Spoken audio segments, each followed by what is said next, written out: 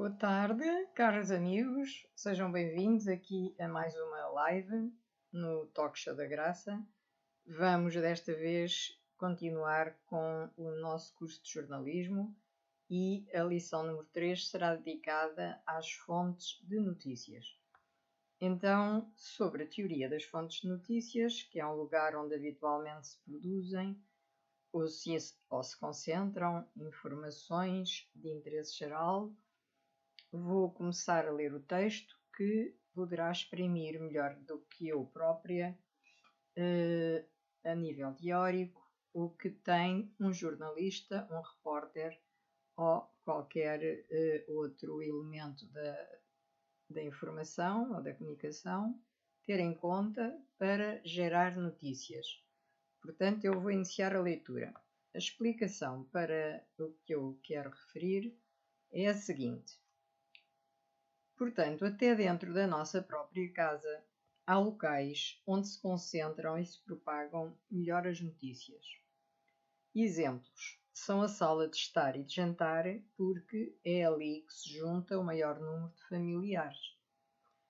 No mais pequeno povoado ou aldeia, há sempre dois lugares que são as melhores fontes de notícias: a taberna e a barbearia. Ótimos locais de propagação das novidades da vizinhança. Mas, como nós somos mulheres, eu, por exemplo, acho que o cabeleireiro também poderia estar aqui inserido. Nas cidades e capitais, as fontes de notícias de mais variada informação são, por exemplo, os partidos, as organizações populares, os ministérios, os hospitais, os bombeiros, as fábricas, as organizações policiais, os aeroportos e muito mais outras organizações que não estão aqui consignadas, mas que cada vez há mais, portanto, empresas e organizações de onde se podem extrair notícias. Portanto, há uma imensidade de locais de onde se podem efetivamente tirar notícias, e são essas as fontes das notícias para o jornalista. Nas zonas rurais, as fontes de notícias são as cooperativas, podem ser as cooperativas, as organizações de camponeses e assalariados agrícolas, as barragens, as indústrias agropecuárias, as matas florestais, etc. Há centros de notícias que simultaneamente geram e concentram informações. Exemplos disso são as sedes das organizações políticas e de massas, a qualquer nível, onde se traçam diretrizes gerais e específicas, mas também se concentram e divulgam informações importantes. Todos nós sabemos disso, não é verdade? Agora, também a nível teórico, deveremos saber que qualquer repórter tem necessidade de organizar e manter em dia, numa agenda dedicada exclusivamente para esse fim, o seu guia de fontes de notícias com a lista dos lugares da sua jurisdição informativa onde pode conseguir informações jornalísticas. Esse guia será a sua pauta de atividades para o jornal na região onde atua. Portanto, é isto que deverá ser de preocupação para qualquer jornalista. Ora, o repórter deve organizar uma agenda dedicada exclusivamente à função de guia das fontes de notícias da sua região ou zona de influência, e assim manterá ordenada à mão e sempre operacional a forma de comunicar rapidamente com qualquer lugar onde há ou haverá uma informação atual. Portanto, o repórter deve organizar uma agenda dedicada exclusivamente à função de guia das fontes de notícias da sua região ou zona de influência. Com um telefone, uma boa agenda guia de fontes noticiosas e um contacto informativo em cada lugar, sem sair de casa, o repórter pode obter diariamente de 6 a 10 notícias breves, de segunda e terceira qualidade. Com elas, envia ao jornal todas as 24 horas um noticiário da sua região. Isto é muito possível. Quanto às notícias de primeira qualidade, terá de sair de casa para obtê-las pessoalmente. É óbvio. De facto, uma agenda bem organizada é o guia das atividades do repórter correspondente para obter as informações locais de que o seu jornal precisa. Há notícias eventuais, mas em termos gerais, as informações de que um jornal diário precisa e espera do seu repórter correspondente produzem-se, em 95% dos casos, nas fontes de notícias anotadas na agenda dos seus correspondentes. Assim, teoricamente, de cada fonte de notícias, anotam-se na agenda os seguintes dados: nome da entidade, direção postal, telefones da entidade, nome do responsável, nome do elemento de ligação, telefone do elemento de ligação. Portanto, o primeiro passo e o primeiro dado de uma fonte de notícias é, naturalmente, o nome da entidade, porque sem o nome não se sabe que fonte é. Exemplos: Câmara Municipal, Hospital Regional, etc. O segundo dado indispensável é anotar a direção postal da fonte de notícias, porque sem a localizar, o repórter não saberá encontrá-la. Qualquer um pode fazer uma lista de fontes de notícias da sua região, mas se não souber as direções, é como se não soubesse os nomes. Portanto, os nomes têm que estar aliados às direções. Portanto, o primeiro dado é uma fonte de notícias, portanto, será o nome da entidade, e depois o segundo dado é a direção postal da fonte de notícias. O terceiro dado básico é anotar não um, mas todos os telefones de cada fonte de notícias, porque se algum estiver interrompido, o repórter terá os outros números de recurso para estabelecer uma chamada urgente.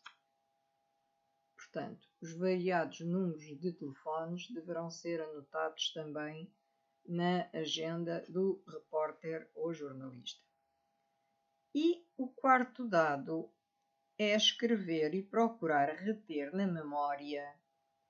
Escrever e procurar reter na memória o nome e os apelidos do administrador ou qualquer outro responsável.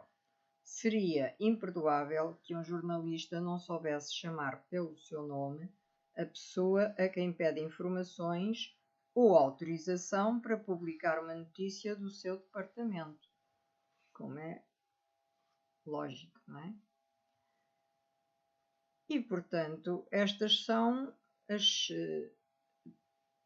digamos que as teorias mais assertivas para que rapidamente um jornalista possa conceber e fazer a sua notícia o mais rápido possível. Agora, ainda alguma teoria sobre a necessidade de dar utilidade à fonte de notícias, que será o seguinte. Portanto, as condições técnicas mínimas para dar utilidade à fonte de notícias são as seguintes. O repórter deve folhear todos os dias o seu guia de fontes de notícias para, primeiro, encontrar ideias onde ir buscar as notícias de maior atualidade e, segundo, achar sugestões sobre informações especiais a desenvolver na sua região. É fácil. Ao folhear o seu guia de fontes de notícias enquanto lê o nome das entidades, o repórter correspondente memoriza como e onde se produzem e quais são nesse dia as notícias de maior atualidade e vibração na sua região informativa. Por exemplo, o repórter vê no seu guia CGTPIN, por exemplo, Confederação Geral dos Trabalhadores Portugueses, Intersindical Nacional. Isto recorda-lhe que nessa mesma tarde há um encontro de jovens trabalhadores com dirigentes sindicais. Se lê Sindicato de Trabalhadores Agrícolas, ou seja, STA, recordar-se-á que na próxima segunda-feira o Governador Civil receberá uma delegação de trabalhadores do campo. Como se lembrou o repórter correspondente de tudo isto? Somente ao folhear o Guia de Fontes de Notícias e ao ler as siglas CGTPIN e STA. O Guia de Fontes de Notícias serve igualmente para trazer à memória as informações especiais mais interessantes da região. Por exemplo, o repórter, ao folhear o seu guia, chega à página em que estão anotados os dados da UCP Joaquim Salvador do Pomar, por exemplo. Isso recorda-lhe que ali decorrerá na próxima semana a cerimónia fraternal da entrega de maquinaria agrícola oferecida por operários industriais da cintura de Setúbal. Isto é um caso, como podia ser outro, noutro local e com outra entidade. E nesse tema há uma interessante e útil reportagem com fotografias vivas. Como ocorreu? Pelo simples facto de o repórter correspondente ter folheado o guia de fontes de notícias e ter lido o nome, o CP Joaquim Salvador do Pomar. Conclusão.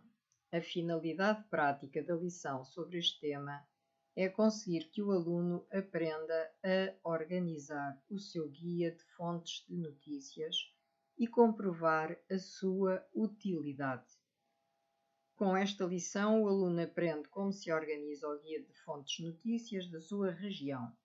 Num dos exercícios, escreve já uma lista com os primeiros 20 ou 30 nomes de lugares da sua região onde habitualmente se produzem informações.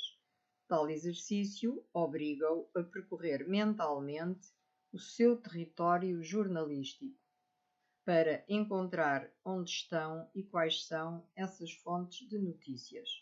De tal modo que, se amanhã mesmo sair à procura de informações da sua jurisdição para um jornal, já sabe os lugares onde estão ou se produzem. Através de outro exercício, o repórter aprende a anotar os 6 dados imprescindíveis de cada fonte de notícias, como explanámos anteriormente, não é verdade? Noutra prova prática, o aluno escolhe as 5 melhores fontes de notícias entre os 20 ou 30 nomes anotados por ele e, com um derradeiro exercício, o repórter aluno seleciona aquela que é, na sua opinião, a informação mais interessante que escreveria de cada uma dessas 5 melhores fontes. E isso cabe a ele, portanto, selecionar. Ele é que vai saber o que é que lhe interessa ou o que é que ele acha que é de mais interesse para a população. Isto é, através desta técnica de jornalismo, o repórter selecionou as 5 melhores informações da sua região e comprova a dupla utilidade de ter à mão o guia de fontes de notícias. Confirma que, bastando-lhe ler a sua lista de 20 ou 30 nomes, já escolhe quais são as melhores reportagens ou notícias da sua jurisdição informativa. Torna-se deste modo clara a importância excepcional de que se reveste para o repórter a boa organização da sua agenda guia de fontes de notícias. E pronto, e por hoje terminamos por aqui, para não confundir as ideias dos nossos alunos que estão a tentar perceber como se pode ser jornalista na sua região, no local onde estiverem e da maneira que puderem, da melhor forma, portanto, veicular notícias para a população e para o país. Portanto, muito obrigada pela vossa atenção e até amanhã. E estudem lendo não, ouvindo a live, ok? Ouçam a live várias vezes e ficam a saber como proceder. Até amanhã então, boa tarde.